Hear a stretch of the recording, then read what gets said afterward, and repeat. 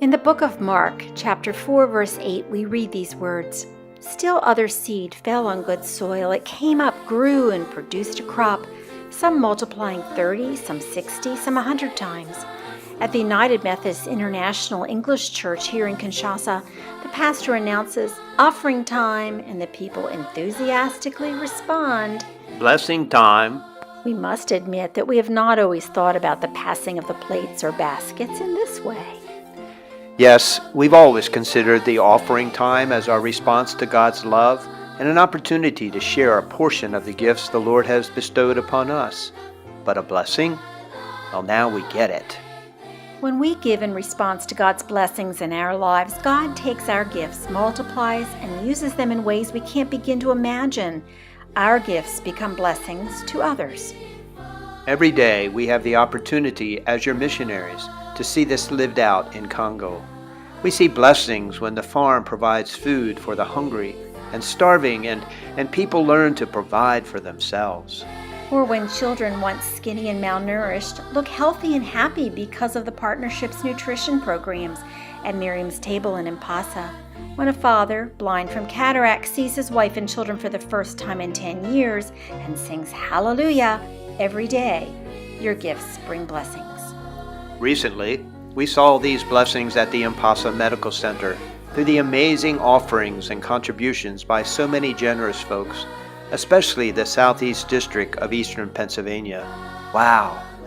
Those beautiful offerings designated for what for years was but a dream for a new pediatric wing at the Impasa Medical and Nutrition Center have turned into a reality.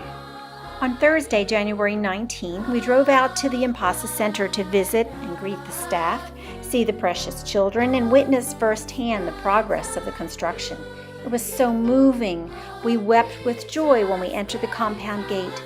It's going to be a beautiful addition to the already lovely facility, and so many area residents will be thrilled to have access to so many resources. The new addition will offer more comfortable space for patients to await their consultations. Even more importantly, children will be accommodated in a separate ward from the adults. In the current situation, everyone is together. Also, there will be an isolation room for a child with a highly communicable disease. The steeply pitched open ceilings permit a wonderful flow of fresh air, which is so important when the weather offers only heat and humidity. Beyond the facility improvements, the purchase of additional medical equipment will allow the clinicians to provide even more sophisticated and high-quality patient care. An incubator for newborns, especially the premature babies, will grant those children a safe environment for them to become stable and to thrive. In the past, only a kerosene lamp provided the needed warmth for the premature baby. Also, an ultrasound for diagnostics, especially for pregnant women, presents an important tool to prevent complications during delivery and detecting issues such as ovarian cysts, hepatitis, and kidney stones. And so we extend to you a fabulous example of how offerings turn to blessings. That's how our God works. Offering time.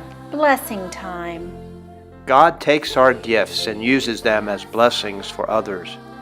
But then we are also blessed when we give. Offering time blesses us, gives us joy, a sense of making a difference, knowing we have demonstrated our love for God and given out of our response to God's amazing grace. We are blessed knowing the difference God makes with us and our gifts. In fact, we are twice blessed. Offering time. Blessing time. Thank you all so much for your support of our ministry here in Congo, but especially for this dream at Impasa come true.